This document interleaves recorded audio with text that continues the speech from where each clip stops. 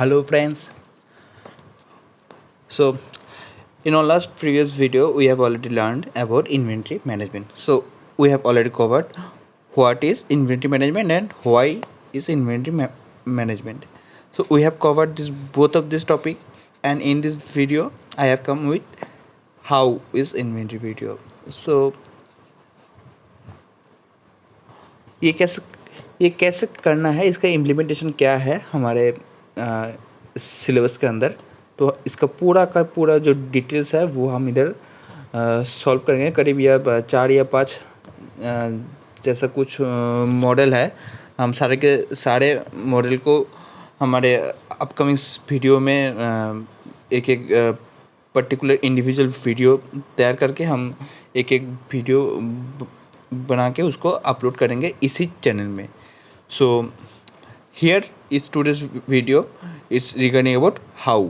So how is inventory management, how to calculate inventory management.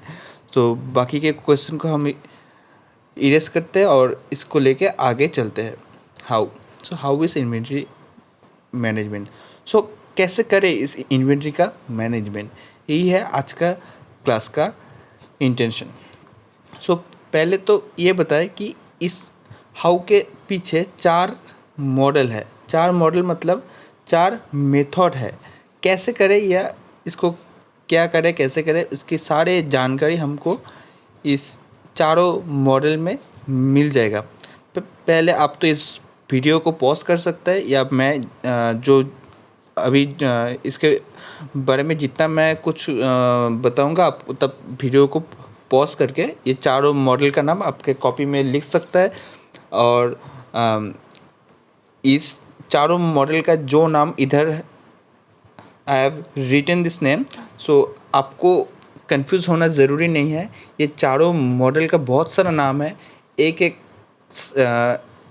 मतलब, लेकिन हर एक model में एक वर्ड, मतलब कि ये instantaneous, replenishment, price discount, shortage, ये जो पर्टिकुलर जो सर्टिफाइड नेम है ये आपको हर एक प्रॉब्लम पे मिल जाएगा।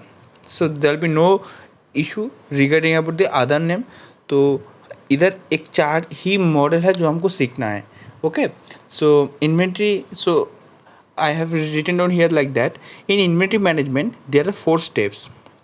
4 steps बोलना ठीक नहीं होगा, 4 methods बोलना ठीक होगा। Methods. Okay, methods. Okay.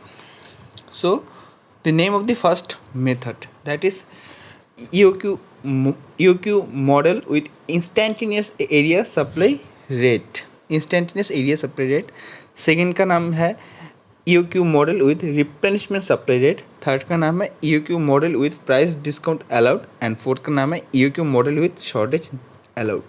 Okay, तो इस 4 मॉडल में आपको शायद आपको एक चीज़ कॉमन मिला, that is EOQ and EOQ। ये चारों बार हमने EOQ का नाम इधर लिखा है। क्यों लिखे इस चारों बार इस एक ही चीज़ का नाम? क्या है इसका मतलब? EOQ, इसका मतलब है economic ordering quantity. Economic ordering quantity.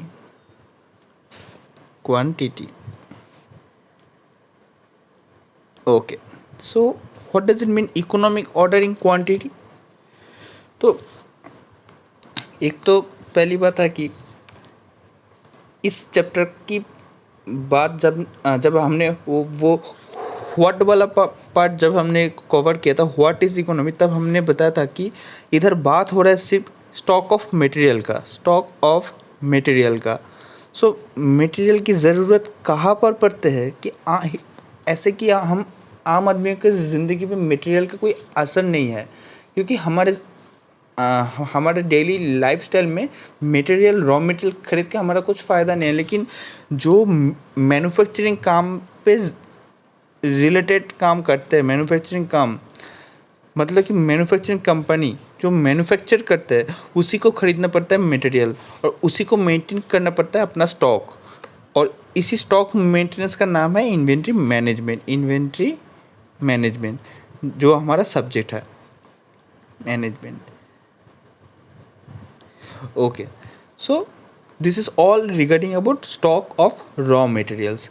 सो इकोनॉमिक, सो एक मैन्युफैक्चरिंग कंपनी का ऑब्जेक्टिव क्या है? ऑब्जेक्टिविटी, इसका ऑब्जेक्टिविटी सिर्फ और सिर्फ है कि उसको प्रोडक्शन करना है, उसको सिर्फ करना है प्रोडक्शन, और प्रोडक्शन करने के बाद इसको मार्केट पे सेल करना है, और इसको मार्केट पे करना है सेल, और सेल करके बहुत सारा प्रॉफिट कमाना है, profit. This is the primary objective of every firm, every manufacturing company. So production के लिए आपको तो रॉ मटेरियल खरीदना होगा ही होगा। प्रोडक्शन रॉ मटेरियल को छोड़ के आपका प्रोडक्शन नहीं होगा, तो रॉ मटेरियल आपको चाहिए, और इसीलिए आपको रॉ मटेरियल खरीदना पड़ेगा बाहर से। You have to purchase raw material to make constant your production system. और इसी चीज़ के लिए हमारे पास आ गए एक नया मैनेजमेंट सिस्टम कि हम कैसे, कब, कितना प्रोडक्ट, कितना क्वांटिटी की रॉ मटेरियल परचेस कर रहे हैं, कितना रॉ मटेरियल हमारे स्टॉक पे हम स्टोर करना चाहते हैं, कितना स्टोर होना चाहिए, मार्केट के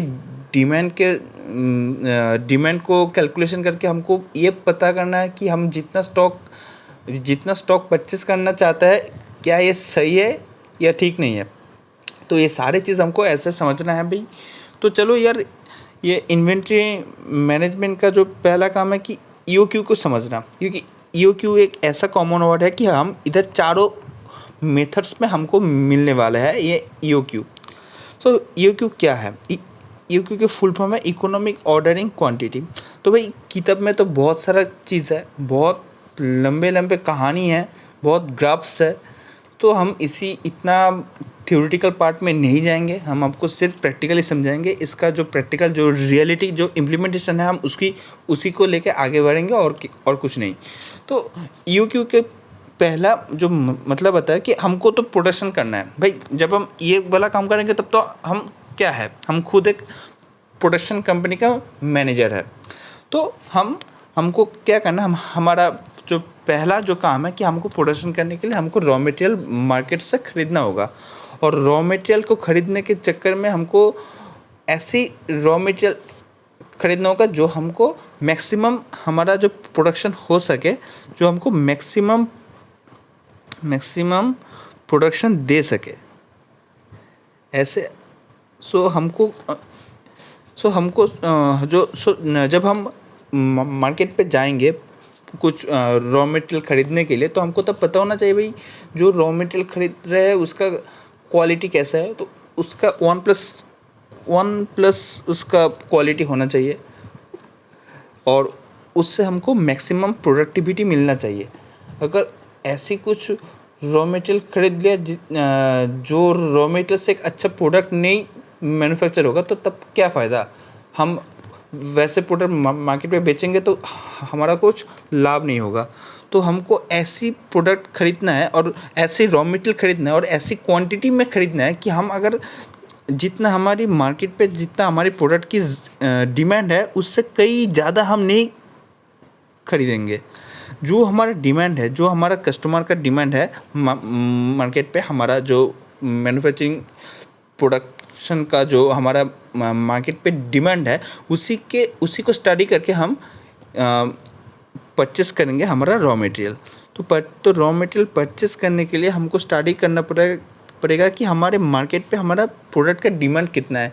डिमांड अच्छा है तो ठीक है, डिमांड अच्छा नहीं है तो हमको संभाल के ख़रीदना होगा। हम अगर मार्केट पे गए, प्राइस को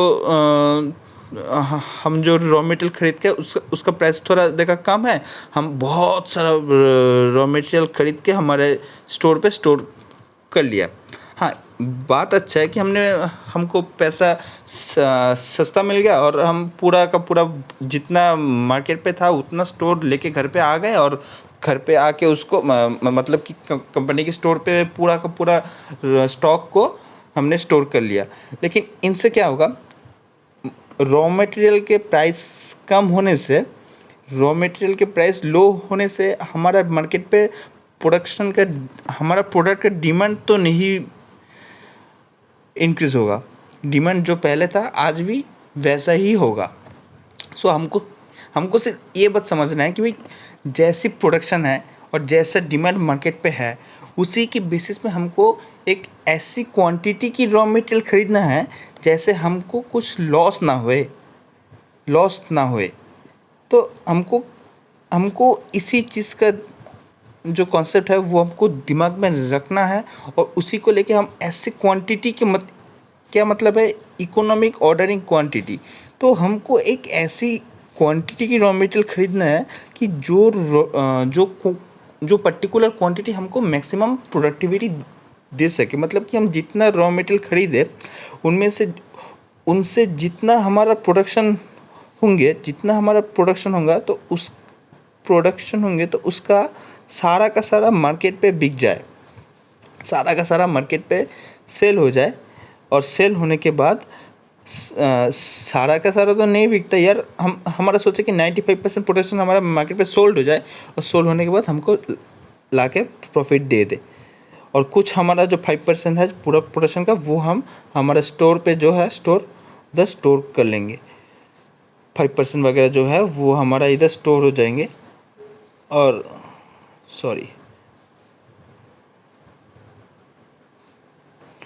स्टोर हो जाएंगे। और हमारा जो ऑब्जेक्टिविटी है कि हम जब फिर से बिजनेस अगला साल स्टार्ट करेंगे तो हम हाथ में ये जो इस साल का क्लोजिंग स्टॉक है वो अपना जो नेक्स्ट साल है तो उसमें हमको नेक्स्ट ईयर पे ये हमारा बन जाएगा ओपनिंग स्टॉक। तो ओपनिंग स्टॉक इतना हम लेके मार्केट पे फिर से आएंगे, और हमारा फिर से हमारा जो प्रोडक्शन सिस्टम है उसको फिर से चालू करेंगे। यही है हमारा प्राइमरी सोच कि हम ऐसी क्वांटिटी की रॉ मटेरियल खरीदें जहाँ पर हमको मैक्सिमम प्रोडक्ट इतना, अगर हमने बहुत सारा रॉ मटेरियल खरीद लिया तो हमारा प्रोडक्शन भी बहुत सारा हो जाएगा। और इतना हाई प्रोडक्शन होने के मतलब क्या होगा कि हमारे स्टोर में बहुत सारा हमारा प्रोडक्ट स्टोर होते हुए होंगे, और उसका कुछ मार्केट डिमांड जो है वो तो इंक्रीज नहीं होगा, और वो हमारे स्टोर पे ही होते होंगे, और उधर ही पर के उसका जो क्वालिटी है वो ठीक नहीं होगा। वो एक एक चीज़ अगर हम आज प्रोड्यूस किए है तो उसका जो क्वालिटी इफ़ेक्टिविटी है वो अगला 3 मंथ्स तक बहुत अच्छा है। अगर कोई प्रोडक्शन करने के बाद अगर आज से 1-1.5 साल बाद हम उसको सोल्ड करते हैं तो उसका क्वालिटी पहले जैसा नहीं होंगे, और कस्टमर से हमारा कंपनी का जो फीडबैक है वो अच्छा नहीं आएंगे। तो स्टोर तो इतना ज़्यादा माल अगर हमारे स्टोर पे स्टोर होगा तो उसका क्या होगा, उसका क्वालिटी ख़राब हो जाएगा, और वो अनसोल्ड, कभी कभी वो अनसोल्ड ही हो जाएंगे। और जितना सोल्ड करके हमारे पास प्रॉफिट आएगा ना, जितना सोल्ड करके हमारे पास प्रॉफिट आएगा उनसे कई ज़्यादा हमको लॉस फेस करना पड़ेगा, क्योंकि हमने इतना सारा प्रोडक्शन किया था। अगर उसका इतना सारा प्रोडक्शन किया था, अगर उसका सही नतीजा हमको ना मिले तो क्या होगा भाई, हमको लॉस होगा। सीधी सी बात में अगर हम बोलना चाहते हैं तो हमको क्या होगा, लॉस होगा। क्योंकि अगर हम जितना प्रोडक्शन किया है उतना सोल्ड नहीं हुआ, जितना सोल्ड हुआ उनमें से प्रॉफिट तो आ गया, और जितना ज़्यादा हमका नहीं मार्केट पे सेल हुआ तो उसी चीज़ का कोई यूज़ नहीं है, वो हमारे स्टोर पे ऐसे ही पड़ा हुआ होगा, स्टोर पे होगा। और कुछ ही दिन बाद हम जब देखेंगे इसका क्वालिटी ख़राब होगा तो हम उसको लेके फेंक देंगे, या तो नहीं तो अगर इसको हम स्क्रैप पे बेच देंगे, बस ख़त्म। तो एक ऐसी मेथड्स अप्लाई किया जाए कि हम एकदम जितना हमको ज़रूरी है, जितना हमारा प्रोडक्ट को ज़रूरी है, जितना मार्केट को ज़रूरी है, हम उतना ही प्रोडक्शन करें। So for this particular certain quantity to produce our product in market, we have to follow a certain method to control to buying capacity, कि हमारे कैपेसिटी के अनुसार और मार्केट की जो डिमांड है उसके अकॉर्डेंस में हमको कितना प्रोडक्ट खरीदना चाहिए और कितना प्रोडक्ट स्टोर करना चाहिए। ठीक है भाई। तो हमारा ऐसे ही कुछ प्रोडक्शन को लेके ईओक्यू को लेके हमारा यही सोच है कि हम एक ऐसी मेथड को लेके आगे जाए कि हमारे पास पहले वाला कुछ रूल हमको फिर से स्टडी करेंगे तो हमको ईओक्यू के बारे में समझ तो आ गया। ईओक्यू है एक ऐसा क्वांटिटी कि हम रॉ मटेरियल खरीदेंगे जिनमें से हमको मैक्सिमम प्रॉफिट आ जाए, जिनमें से हमको हमारा मैक्सिमम प्रोडक्शन आ जाए। तो हमारा सिर्फ और सिर्फ ये चीज़ ध्यान में रहना चाहिए कि हमारा जितना भी प्रोडक्शन, जितना भी रॉ मटेरियल खरीदे उनमें से कई ज़्यादा लॉस ना हो जाए, कई ज़्यादा रॉ मटेरियल हमारे प्रोडक्ट्स, हमारे क्या बोलते हैं उसको, वो स्टोर, जो गोडाउन बोलते हैं उसको, गोडाउन में हमारा प्रोडक्ट अगर उधर स्टोर होते हुए अगर उसका रॉटन हो गया ना, उसका ख़राब हो गया ना, तो तब क्या फ़ायदा हमको इतना ज़्यादा प्रोडक्शन करने के। तो हम जितना मार्केट को चाहिए उतना ही प्रोडक्शन करेंगे। उतना प्रोडक्शन करने के लिए हमको ईओक्यू, इकोनॉमिक ऑर्डरिंग क्वांटिटी, हमारे जेब के, हमारे पैसों के, हमारे कैपिटल में जितना हमारा स्टेबिलिटी है उनमें से हम रॉ मटेरियल खरीदें और प्रोडक्शन करके करें और मार्केट से मैक्सिमम प्रॉफिट हमारे घर पे लेके आए। यही है हमारा मोटिव है।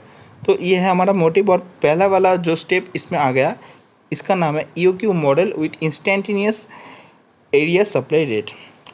सो हम आज सिर्फ ये मॉडल के बारे में स्टडी करेंगे और एक इसका प्रॉब्लम सॉल्व करेंगे। सो भाई ये जो मॉडल है ये एकदम बेसिक मॉडल है। ये एकदम बेसिक मॉडल है क्योंकि ईओक्यू क्या है, क्यों हमको इन्वेंट्री मैनेजमेंट सीखना है। तो इसके लिए जो प्राइमरी जिस एलिमेंट को हमको ज़रूरी है, क्योंकि ईओक्यू एक क्या है, ये तो एक केस स्टडी है, एक केस स्टडी है जहाँ पर इस केस स्टडी के लिए हमको कुछ एलिमेंट की ज़रूरी होता है, कुछ एलिमेंट, और वो एलिमेंट हमको मिलेंगे सिर्फ इन्वेंट्री मैनेजमेंट करने के बाद। सो ये केस स्टडी करने के लिए हमको हमारा जो पहला जो मॉडल है इसको हमको सही से समझना होगा। तो ईओक्यू मॉडल में जो हमारा पहला काम है, तो हमको इस मॉडल के बारे में थोड़ा बहुत जानना होगा और इस मॉडल से हमको क्या क्या एलिमेंट मिलेगा उसको लेकर थोड़ा हम चलिए आज के क्लास में डिस्कस करते हैं। तो so make this an heading and you can also pause the video and write it down these 4 methods। आपको टेंशन लेने की कोई ज़रूरी नहीं है भाई, ये ही 4 मेथड है जो हमारे सिलेबस में हैं और आपको जो आपका प्राइवेट ट्यूटर है या कॉलेज की जो प्रोफेसर है वो आपको सिर्फ और सिर्फ ये चार चीज़ ही सिखाएंगे। कुछ अलग अलग नाम होगा लेकिन इसको छोड़ के और कुछ नहीं होगा। शायद कभी कभी ये लोग इसी 4 मेथड को 6 मेथड में भी कन्वर्ट कर सकता है तो भी प्रॉब्लम नहीं होगा। अगर आप ये 4 मेथड को सीख लेता है तो आपको पूरा का पूरा इन्वेंट्री कंट्रोल का जो पूरा का पूरा कॉन्सेप्ट है वो आपको आ जाएगा। तो पहला जो मॉडल है हम समझेंगे, इसका नाम है EOQ model with instantaneous area supply rate. Sorry, there is one spelling mistake here, we can see area। तो इसके अंदर कुछ नोटेशंस है। तो क्या क्या है ये नोटेशंस? पहला वाला है कि एनुअल डिमांड को हम इस मॉडल में डी से डिनोट करते हैं। एनुअल डिमांड को हम डी से डिनोट करते हैं, कैपिटल डी। फिर आया कॉस्ट पर यूनिट। जो हमारा रॉ मटेरियल है उसका अंदर उसका कॉस्ट कितना है, कॉस्ट पर यूनिट कितना है। कॉस्ट पर यूनिट को हम सिर्फ सी से डिनोट करते हैं। जो रॉ मटेरियल हम खरीदने के लिए मार्केट पे जाएंगे तो उसका पर यूनिट प्राइस कितना है, तो उसको कहते हैं हम कॉस्ट पर यूनिट। फिर से ये आ गया कि ऑर्डरिंग कॉस्ट और सेटअप कॉस्ट।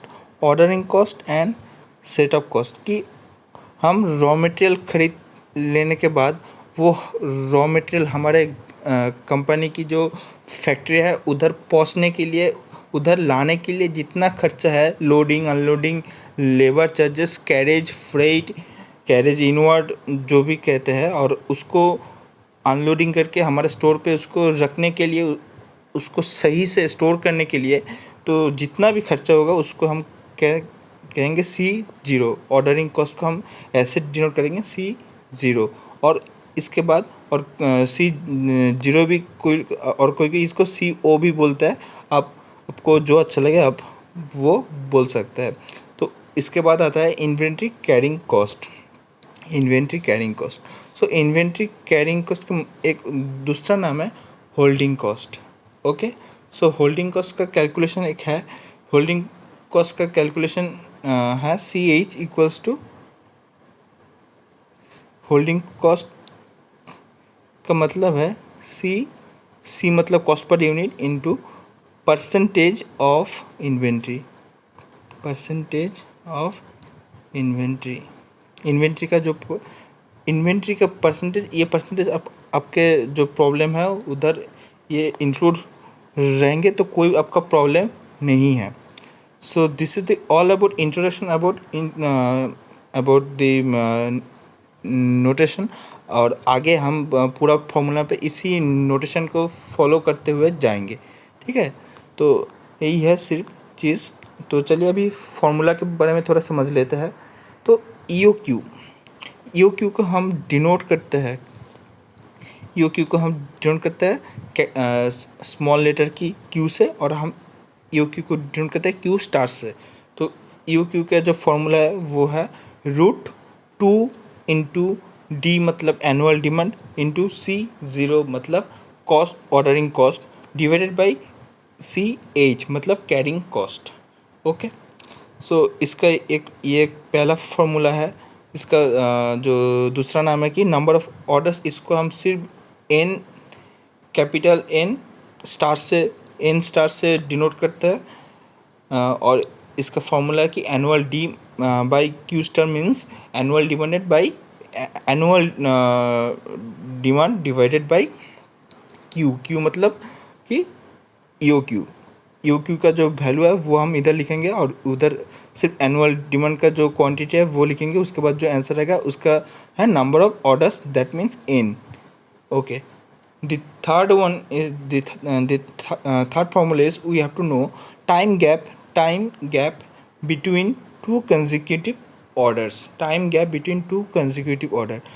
ये तो है भाई कितना क्वांटिटी की रॉ मटेरियल हमको ख़रीदना चाहिए, ये जो है नंबर ऑफ़ ऑर्डर्स की कितना बार हम अगर इसी क्वांटिटी में XYZ जितना भी आप क्वांटिटी समझ लीजिए कि अगर हम इसी क्वांटिटी को हम बार बार ऑर्डर करते हैं तो एक साल में हम कितना बार इसी क्वांटिटी की चीज़ ऑर्डर करते हैं। एक साल में कितना बार, नंबर ऑफ़ ऑर्डर्स, तो एक साल में कितना बार हम इसी क्वांटिटी की चीज़ हम बार बार ऑर्डर करते हैं, मतलब बार बार ख़रीदते हैं, वो हम इधर हमको मिल जाएगा। इसको हम नंबर ऑफ़ डेज से कैलकुलेट करते हैं कभी कभी, और इसको हम टाइम से कैलकुलेट, इसका यूनिट है टाइम, कि हम कितना बार इसको ऑर्डर किया, कहीं 3 टाइम्स या 4 टाइम्स या 7 टाइम्स या 12 टाइम्स, तो जो भी टाइम्स है वो हम इधर ऐसे फॉर्मूला से हमको मिलता है। उसके बाद आता है कि time gap between two consecutive order, और इसका जो नोटेशन है वो है T स्टार।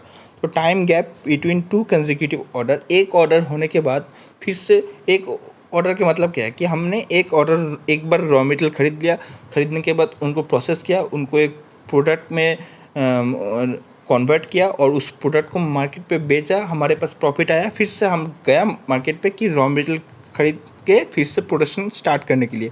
तो वो एक रॉ मटेरियल खरीदने के बाद और सेल करने के बाद फिर से जब हम दोबारा रॉ मटेरियल खरीदने के लिए जाएंगे तो वो बीच का जो टाइम का जो गैप है वो हमको इधर से मिल जाएगा। तो टी स्टार का जो फॉर्मूला है उसका मतलब उसका फॉर्मूलेट है कि I divided by N star, I divided by N star, I divided by N star. I के मतलब है 365 डेज़। इसको आप 365 डेज़ ले सकते हैं, इसको आप 12 मंथ्स ले सकते हैं, और इसको आप 52 वीक्स ले सकता है। ये आपका एकदम आपका खुद का चॉइस है, आप इसको ले सकते हैं कि हमको आई के मतलब हमको 1 साल का पूरा डेट पूरा दिन लेना है, कैसे भी करके इन तीनों ओएस से डे पे ले सकते हैं। तो आपको पता है 1 years equal to 365 days, months पे लेना चाहते हैं तो 1 equals to 12 months, and weeks पे लेना चाहते हैं तो 52 वीक्स। अगर आप इसको हर एक घंटा पे 24 घंटे, तो 24 घंटे पे लेना चाहेंगे तो वो आपका मर्जी है, वो इधर अलाउड नहीं है, क्योंकि ये जो फिगर आएगा वो कुछ खतरनाक तरीके का फिगर आएगा। और इसके बाद आते हैं टोटल एनुअल वेरिएबल कॉस्ट। सो इसका जो वेरिएबल कॉस्ट कितना है, मतलब कि ये जो मटेरियल खरीदना, इधर लाने का, लोडिंग अनलोडिंग, जितना भी खर्चा है उसको लेके टोटल एनुअल वेरिएबल कॉस्ट। तो इसका फॉर्मूला है √2 into annual demand into cost of placing an order into inventory carrying cost और इन्वेंट्री कॉस्ट, जो भी आप बोलते हैं इसको, ये है इसका फॉर्मूला। और फिर से आता है the last one but not least, that is total cost, कि हमारा कितना टोटल कॉस्ट है वो हम इधर से हम जानेंगे। कि टोटल कॉस्ट के जो पहला फॉर्मूला है कि वो है cost per unit into annual demand, cost per unit multiply by annual demand plus जो हमारा टोटल वेरिएबल कॉस्ट है वो,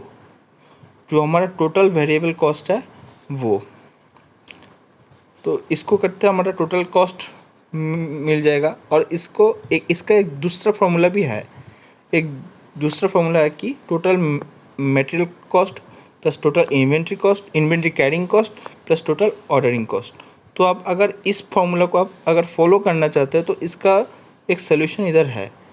तो टोटल मटेरियल कॉस्ट का फॉर्मूला है क्या, cost per unit into annual demand. तो आपका जितना आपका जितना डिमांड है, मार्केट पे आपको जितना डिमांड है और उसका जो कॉस्ट पर यूनिट है, तो उनमें से आपको मिल जाएगा कि एक साल में आपने कितना बार कितना बार रॉ मटेरियल खरीदे है और कॉस्ट पर यूनिट भी उसका क्या है।